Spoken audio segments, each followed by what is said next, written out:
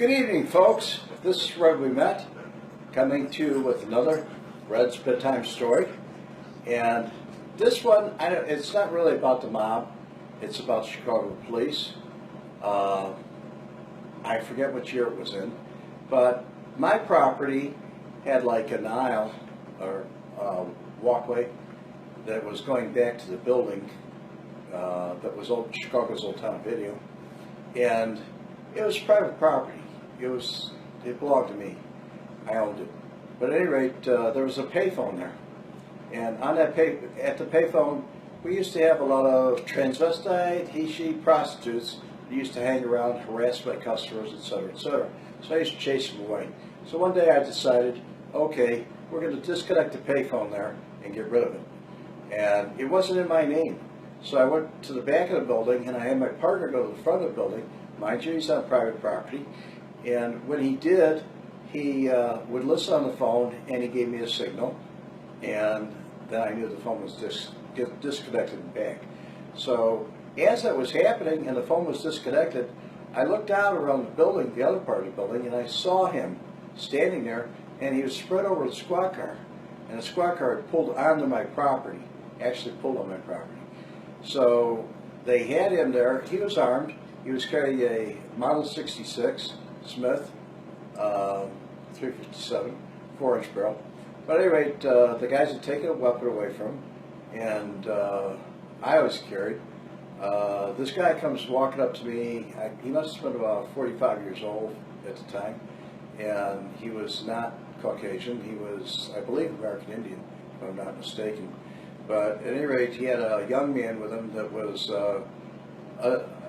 he was a training officer, so the young man was his trainee, I guess, but he was cuffing my partner. And as he walked towards me, we had rules in Chicago then, the police did anyway. They were only supposed to have 38s. They didn't have automatics out or anything else at that time. But this guy had a 44 Magnum with an 8-inch barrel or better, pointed at me, and he cocked the hammer back, and he said, "You better not be carrying a gun." And I said, "No." I said, "I'm not." And I went back in the store, and when I went to the store, I took my firearm off. I had a little Model 60 Smith & Wesson that I was carrying underneath my suit jacket, and gave it to the clerk behind the counter. I said, "Put this away." Dialed 911 and said, "Officer needs assistance," and I gave my address on Wall Street. And so when I came back out, there was like 25 cars there. A lot of police officers liked me. I mean, there was a lot of people, especially the brass, and some of the rank and file too. Lieutenant O'Connor, somebody tried to kill him, and I apprehended the guy. We had other things that happened, but anyway, most of the guys liked me. These two guys, I don't know what it was all about, but at any rate, they arrested my partner. They didn't really arrest him. They wouldn't say he was under arrest. So a sergeant came on the scene, and I talked to the sergeant, and he said, well, I went over and talked to him, and he said, it's his arrest. He wants to take a gun off the street. That's his big beef. And I said, he wasn't on the street. He was on my property. He said, look, he said, I can't stop him from making the arrest. If I do, there's going to be a lot of problems. So the field lieutenant came out, and he said the same thing to me. And so I let it go. And eventually they took him and put him in the backseat of the car, and they started driving away. And I think there was like 25, 30 squad cars that left the scene from the officer assistants. I got in my car and I followed them. And they went down Orleans Street, they went down some back alleys. They were all over Sedgwick and dark neighborhoods with no street lights. And they didn't have their lights on. They didn't have their headlights on or taillights on. And what they were looking for was a place to tune him up. They were going to actually work him over and tune him up. But I stayed right behind my partner and let him. And when I got there, I was following them around pretty close. And finally they pulled over. When they did, I got out. Or they got out. I didn't get out. One guy got out and he came back to me. The older fellow, the Indian fellow. American Indian, Native American. But anyway, he came back towards the vehicle. And he was screaming at me. He said, "You want to go to jail? You want to go to jail? You pushing it? You're pushing it." And I said, "Go ahead. Take me to jail. I don't care where you do. Do whatever you want to do." And after a few words where he found out I was just going to follow him around, he said I had no right to follow him around. but I know the rules. The rules are you're supposed to be taken immediately, if you're arrested, to a lockup. And the lockup was on Chicago Avenue. At any rate, I followed him around for a little bit more, and eventually he pulled into my driveway. He pulled deep into my driveway. And as he pulled into the driveway, I pulled in behind him with my vehicle, and which was at that time a Mark. It was a Mark 4, I believe.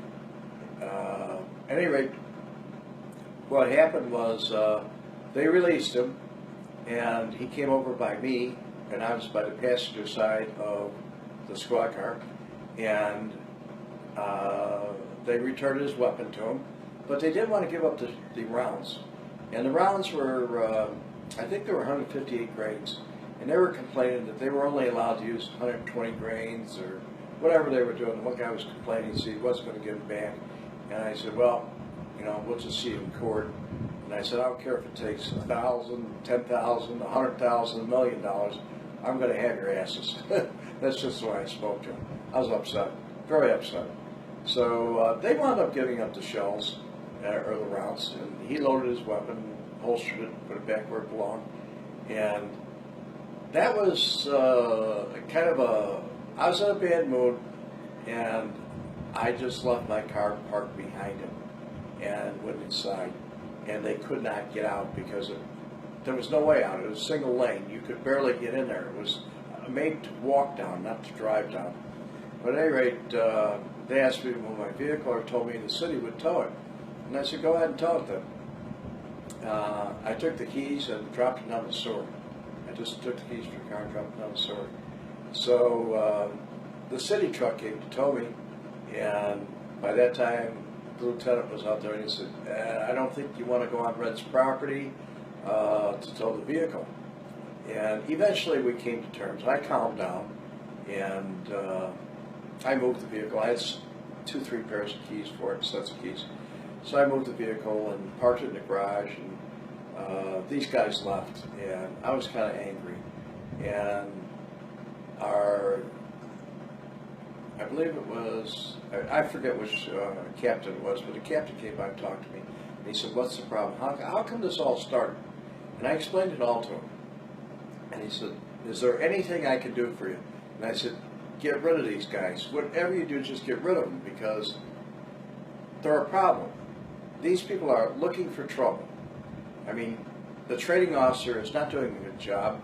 He's not really teaching the young officer what to do properly. I mean, he's teaching them to break all the rules and do whatever he wants to do. But long and short was this. They lived on the north side of Chicago. One lived towards Roscoe and Western, I believe, somewhere out in that area. And another one lived in the northwest side. And we got them both transported to, or transferred to 10, which is way out west, Eddie Verdoliak's district out there. At any rate, for any of you that are in law enforcement, like Mark or whatever, a friend of mine put a brick on them, which means they weren't going to get transferred again. There was a brick on them, they were there. And kind of permanent. And instead of having a straight shift like they used to have in 18, the 18th district, they had a rotating shift where it would be mornings, afternoon, nights, and it would change. But they stayed out there for the remainder. I never saw them again, and that's what I wanted. That's really what I wanted to achieve. But dealing with most police officers that were there, I was always a friend to a cop. Anytime they needed help on the street, if somebody was getting hurt, or if they needed assistance in any way whatsoever, we were always there for them. We always helped them. And you can't forget this. I lived the store and the building and everything was not far from Division, so we had Cabrini Green, the Oak Street Gang Crimes North right there. But I had a lot of interaction, and I would say 99% of it was good. I mean, the guys were good to me, I was good to them. But at any rate, that's my bedtime story for tonight, and I thought I'd try and squeeze this one in if I could. And I wrote a book. It's called Nobody Cares and What I Did About It. Right now, it's only available at my website, redwemet.com. You can get an autographed edition. It's been taken down by my publisher, my ex-publisher, and from Amazon. It'll be up pretty soon. We're working on a new deal with somebody else. He's amicably agreed to dissolve our partnership. So anyway, folks, I hope you enjoyed the story. Like again, I said, it's an autographed copy made out to you at redwemet.com. The name of it is Nobody Cares and What I Did About It. And have a great evening. God bless you.